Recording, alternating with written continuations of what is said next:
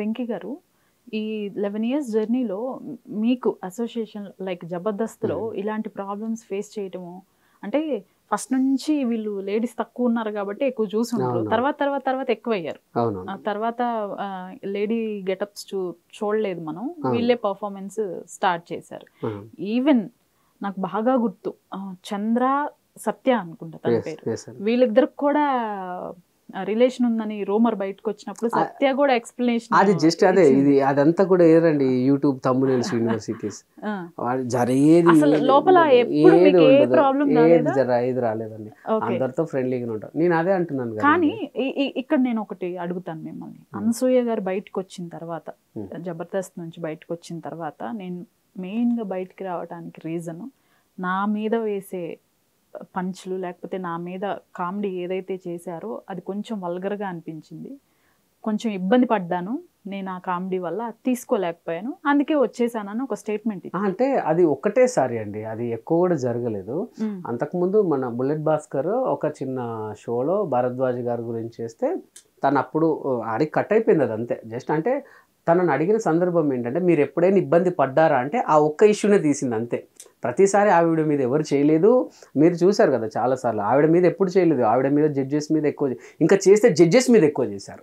స్కిట్లు judges మీద ఎక్కువ చేశారు తప్ప అనుగారి మీద చేయలేదు. అంటే మీరు జబర్దస్త్లో ఇన్ని ఏళ్ళు చేశారా అని అంటే ఆమె ఆ ఒక్కరోజు అంటే అప్పుడు నాకు నచ్చలేదు అని ఆ ఒక్కటి తీసింది తప్ప దాని ద్వారా బయటకు వచ్చిందని చెప్పలే తను. ఆ ఒక్కసారి తను చెప్పిన తర్వాత ఇక ఆపేశారు కూడాను, అలా చేయొద్దు అది ఇది అనేసి. అంటే తను కూడా చాలా బాగా చెప్పిందండి. తను కూడా అలా అంటే మరి అనుగారు చాలా గొప్పగా చెప్పారు. నా మీద 100 చేయండి, నా మీద 100 చేయండి, అను ఇలా ఉంటుంది, అను అలా ఉంటుంది, ఇలా 100 చేయండి, బట్ మా ఫ్యామిలీ మీద చేయొద్దు. అంటే వాళ్ళ హస్బెండ్ గారి మీద, వాళ్ళ పిల్లల మీద అవి వద్దు, వాళ్ళ మీద జోక్ చేయదు, నా మీద 100 చేయండి, నేను మీ ఫ్యామిలీ మెంబర్, మీతో కలిసి ఉన్నాను. చాలా గొప్ప మాట అండి. అది నిజమే కదా తను చెప్పింది. తన వైపు ఇప్పుడు నేనున్నాను, మన ఇద్దరం ఉన్నామండి ఫ్రెండ్స్, నన్ను తిట్టు పడతా నా ఇంట్లోనంటే అది ఎలా ఉంటుంది? అరే నువ్వు నేను అంతే, ఇంట్లో దాకొద్దు అసలు అదే చెప్పింది తను. సో తనని అడిగిన సందర్భం ఏంటంటే మీరు ఎప్పుడైనా ఇబ్బంది పడ్డారా అంటే మా వాళ్ళ మీద చేస్తే ఇబ్బంది పడ్డాను, దానికోసమే బయటికి రావడం అయితే కాదండి. అసలు మీ ఫ్యామిలీ లైఫ్ గురించి చెప్పండి. ఏంటి వెంకీ గారు స్టేటస్ ఏంటి? ఏముందండి, కష్టపడుతూ బయటికి వెళ్తున్నా. ఇంకా ఒక లైఫ్ సెటిల్డ్ అనేది లేదు, ఇంకా కష్టపడుతున్నాను. సెట్ అవ్వాలి, ఒక మంచి పేరు తెచ్చుకోవాలి. నాకు మ్యారేజ్ అయింది, 2 పిల్లలు, బాబా పాపు. ఏం చదువుతున్నారండి? బాబు 4th క్లాస్, పాప 2nd క్లాస్. మా మదర్ నాతోనే ఉంటారు. నాన్న చనిపోయారు.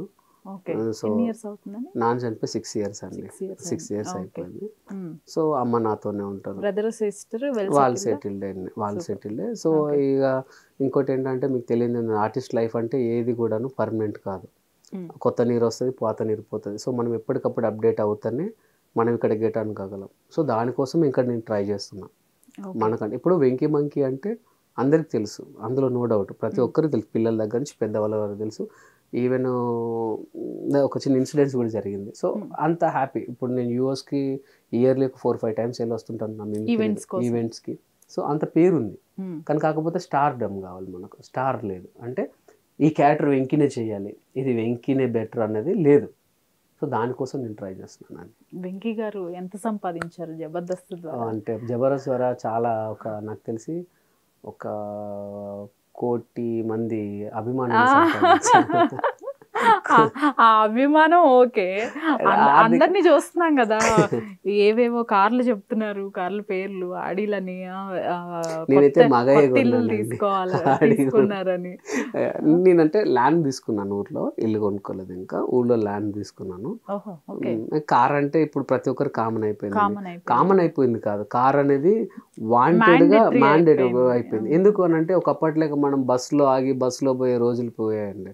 ఊరు వెళ్దామంటే బస్ దగ్గర వెయిట్ చేసే రోజులే ఏంటి. ఇప్పుడు ఎవరికైనా సరే అంటే ఎందుకు మీకు అంత బస్సులో పోయేంత లేదా అని అంటే ఉంది. ఇప్పుడు మనం ఏంటంటే ఒక ఆర్టిస్ట్ లైఫ్, ఎప్పుడు ఎక్కడ ఏ ఆఫర్ వస్తుందని తెలియదు. సో బస్సెస్ కోసం వెయిట్ చేసి మనం వాళ్ళ దగ్గరికి వెళ్ళి అయ్యో సారీ సార్ బస్ దొరకలేదు అని చెప్పే రోజులు పోయినాయి.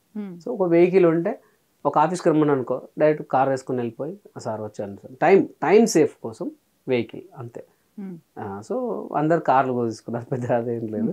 బట్ మీ అందరి దయ, మీలాంటి యాంకర్స్, మీలాంటి పెద్దలు ప్రేక్షకులు దయ ఉంటే మంచిగా సెట్ అవుతా ఫ్యూచర్లో. కాదండి, ఎందుకని సొంత ఇల్లు తీసుకోలేదు వెంకీ గారు? తీసుకుంటాను అంటే నాకు ఒక చిన్న కోరిక ఉందండి. ఇప్పుడు నాకున్న ఐటీఆర్కి నాకున్న దానికి నాకు లోన్ వస్తుంది, ప్రాబ్లం ఏం లేదు. ఇప్పుడు నేను ఒక 2 ఈవెంట్లు చేసుకున్నా నాకు రెంట్ వెళ్ళిపోతుంది, ప్రాబ్లం ఏం లేదు. నాకు చిన్నప్పటి నుంచి ఒక ఆశ, నాకు అపార్ట్మెంట్స్లో ఉండద్దు, ఇండివిజువల్ హోమ్ కావాలి. ఇప్పుడు ఎక్కడ ఉంటున్నారు? ఇప్పుడు ప్రస్తుతానికైతే మణికొండలోనే ఉంటున్నాను, హైదరాబాద్లో. అంటే అది అపార్ట్మెంటా లేకపోతే లైక్ విల్లా టైప్? విల్లా టైపే, కానీ కాకపోతే రెంటెడ్. నాకేంటంటే అలా ఓన్గా తీసుకోవాలి అన్నది నా ఆశ. దానికోసం వెయిట్ చేస్తున్నాను అంతే తప్ప ఇప్పుడు ఏముందండి. ఇప్పుడు మీకు తెలుసో తెలీదు, అపార్ట్మెంట్ కానీ ఏదన్నా 5 లక్షలు డౌన్ పేమెంట్ కట్టినా మీకు అపార్ట్మెంట్ ఇచ్చేస్తారు. అపార్ట్మెంట్లో మనకు కావాల్సిన ఫ్లాట్ దొరుకుతుంది, 2 BHK 50 లక్షలు. మనకు అవుట్స్కట్లు వెళ్తే 55 లక్షలు కూడా ఉన్నాయి. బట్ వద్దు, ఒక ఇండివిజువల్ హోమ్ కావాలి. అది ఇప్పుడు కాకపోయినా ఇంకో 5-6 ఇయర్స్ అయినా సరే నాకు నచ్చిన డ్రీమ్ హౌస్ నేను కట్టుకోవాలి అంతే. అదే నా ఆశ అండి. అయితే అసలు ఫ్యూచర్ ప్లాన్స్ ఏంటి? ఆర్టిస్ట్గా సక్సెస్ అయ్యారు, సక్సెస్ చూశారు జబర్దస్త్ ద్వారా. ఇప్పుడు డైరెక్టర్గానే మూవ్ ఆన్ అవుతారా, లేదు రెండు కూడా బ్యాలెన్స్ చేస్తారా? 100% రెండు బ్యాలెన్స్ చేస్తానండి. ఎందుకంటే ఇప్పుడు నేను ఆర్టిస్ట్గా ఉన్నప్పుడు నేను సక్సెస్ కాకపోతే డైరెక్టర్ అయ్యాడండి అని అంటే అది అనుకోవచ్చు. బట్ నేను ఆర్టిస్ట్గా నాకు గుర్తింపు ఉంది, మంచి ఆర్టిస్ట్ అని ఉంది, సినిమాలు పడుతున్నాయి, మంచి మంచి క్యారెక్టర్లు పడుతున్నాయి. సో అలాంటప్పుడు ఇది ఆపుకోవాల్సిన అవసరం లేదు. బట్ నా డ్రీమ్ ఏంటంటే డైరెక్టర్. ఇప్పుడు చూసాం కదండి, ఎప్పుడు ఏ క్షణాన్ని ఎట్లా పోతున్నారు ఎవరి తెలియట్లే. కొంతమంది హార్ట్ స్ట్రోకులతో పోతున్నారు, కొంతమంది బ్రెయిన్ స్ట్రోకులతో పోతున్నారు. ఇప్పుడు మనం తినే ఫుడ్ అలా ఉంది.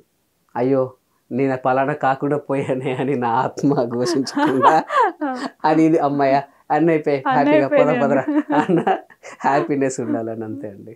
దానికోసమే ట్రై చేస్తున్నాను. అయితే శ్రీను, సుడిగాలి సుధీర్, ఆటో రాంప్రసాద్ వీళ్ళ ముగ్గురు కూడా బాండింగ్ బాగుంటుందని, మంచి ఫ్రెండ్స్ అని. సన్నీ కూడా ఇందులో.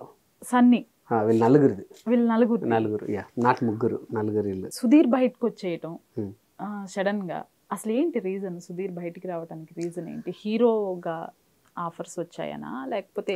అంటే అప్పుడు సుధీర్ బయటికి రావడానికి కారణం ఏంటంటే అప్పుడు మాకు అగ్రిమెంట్స్ ఉండేవి. అగ్రిమెంట్ ఏంటంటే కేవలం మల్లెమాలలోనే చేయాలి, ఎక్కడ చేయకూడదు అని అగ్రిమెంట్స్ ఉండేవి అప్పుడు. సో సుధీర్కి ఏంటంటే అప్పుడు వేరే ఇప్పుడు లేవు, అదే చెప్తున్నాను. సో అప్పుడు సుధీర్ ఉన్న టైంలో అగ్రిమెంట్స్ ఎందుకు అడిగాను అంటే అప్పుడు ముక్కు అవినాష్ అనుకుంటా సేమ్ అప్పుడే సుధీర్ వెళ్ళింది కూడా అప్పుడే కదా. ఏదో ఫైన్ ఎంతో పే చేసి బయటికి 5 lakhs కట్టాడా? కట్టాడు. 5 lakhs కట్టి వెళ్ళిపోయాడు. సో అప్పుడు అగ్రిమెంట్స్ ఉండేవి. సో అగ్రిమెంట్స్ ఉండట్లా సుధీర్కి చాలా అవకాశాలు వచ్చేవి. వీళ్ళు ఏంటంటే ఇప్పుడు నేనే ఉన్నానండి. ఇప్పుడు నేను జబర్దస్త్ మాట్లాడడానికి కారణం కూడా నేను చెప్తాను. నాకు సినిమాలు ఎక్కువ పడుతున్నాయి. ఇప్పుడు జబర్దస్త్ ఏంటంటే మనం మంత్లీ వాళ్ళకు ఒక 6 days ఇవ్వాలి, 6 days పక్కా ఇవ్వాలి. అది first week, middle week, last week. So మనం 10 daysకి ఒక 2 రోజులు ఇవ్వాలి. ఇప్పుడు ఒక సినిమా పడింది అనుకోండి, వాళ్ళు ఒక 5 రోజులు ఇస్తారు, అందులో 2 రోజులు జబర్దస్త్ ఉంటుంది.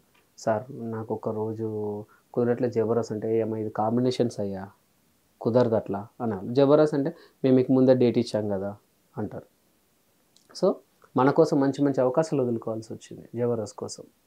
జబర్దస్త్ అన్నీ ఇచ్చింది కాదనట్లేదు, కానీ కాకపోతే మనకి ఇది కూడా ముఖ్యమేమో కదండి. ఎన్ని రోజులు టీవీ, ఇప్పుడు చూడండి మీరు, ఒకప్పుడు 17 రేటింగ్ ఉండే, ఇప్పుడు 4 అట్లా వచ్చింది జబర్దస్త్. సో మనకు ఏదైనా సరే పర్మనెంట్ చూసుకోవాలి, ఏది పర్మనెంట్ కాదు. మనం పర్మనెంట్ ఉండాలి, మనం పర్మనెంట్ చూసుకోవాలి. సో ఏదైనా అల్టిమేట్ లాస్ట్ గోల్ సినిమానే కదండి.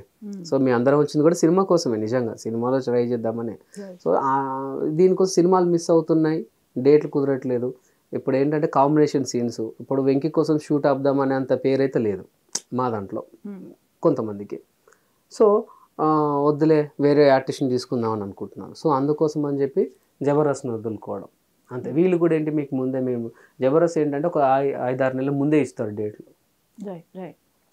నేను యూఎస్కి వెళ్ళి లాస్ట్ టైము ఒక 10 days ఉందామని వెళ్ళి డేట్ చేంజ్ అవ్వట్లా రావాల్సి వచ్చింది.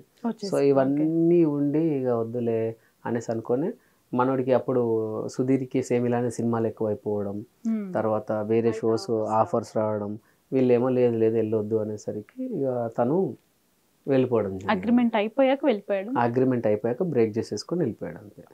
తర్వాత అవినాష్ ఒక ఇష్యూ జరిగింది.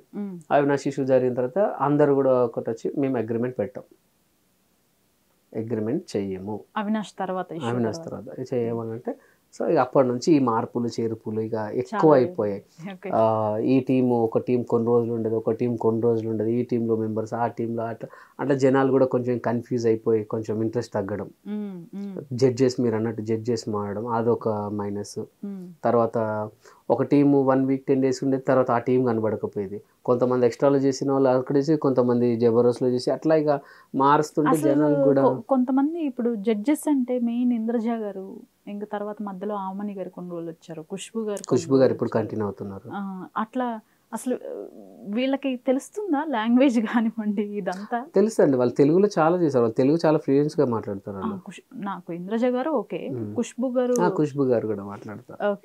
వీళ్ళకి అర్థం అవుతుంది, కామెడీ పంచెస్ కూడా అర్థం అవుతాయి, అట్లా దాంతో ప్రాబ్లం ఏం లేదండి. ఓకే కానీ అప్పుడున్నంత ఇంపాక్ట్ అయితే లేదు, 100% లేదు. నేను విన్న దాని ప్రకారం మహా అయితే ఇంకొక 1 year 1.5 year ఉంటుంది జబర్దస్త్, తర్వాత ఉండదు. ఇంక ఈ రేటింగ్ అంటే ఈ రేటింగ్ ఉంటే దీన్ని అంత మందికి పేమెంట్ ఇచ్చి కంటిన్యూ చేయడం కష్టం. ఇదే రేటింగ్ కంటిన్యూ అయితే అంతమందికి పేమెంట్స్ ఇస్తూ కంటిన్యూ చేయడం చాలా కష్టం అండి. నాకు తెలిసి నాగబాబు గారు, నిజంగా చెప్తున్నాను, ఎంతమంది జడ్జెస్ వచ్చి ఎంతమంది పోయినా ఆ సీటుకు అర్హులు నాగబాబు గారు, రోజా గారు అంతే అండి.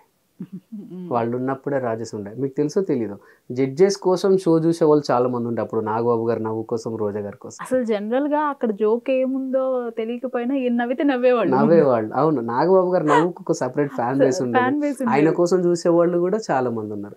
కొన్నాళ్ళు నాగబాబు గారు ఏదో బిజీలో ఉండి రాలేదు, తర్వాత మళ్ళీ వచ్చినప్పుడు మళ్ళీ విపరీతంగా రేటింగ్ పెరిగింది, వచ్చాడు అది వచ్చాడు అని కామెంట్స్ చాలా ఉండే అప్పుడు. ఆ సీటుకు వాళ్ళు వెళ్ళిన తర్వాత ఇప్పటి వరకు అయితే న్యాయం జరగలేదండి, అందులో అయితే నో డౌట్. ఇప్పటి వరకు అయితే అబ్బా పర్ఫెక్ట్ దిగాడు. ఆ మధ్య కృష్ణ భగవాన్ గారు వచ్చారు, ఆయన వచ్చినప్పుడు కూడా చాలా హ్యాపీగా ఫీల్ అయ్యారు, ఎందుకంటే కృష్ణ భగవాన్ గారికి అది చాలా సెట్. నాగబాబు గారి తర్వాత ఎవరైనా సీనియర్ కమెడియన్ గా ఎవరైనా యాప్ట్ అయ్యారంటే కృష్ణ భగవాన్ గారు.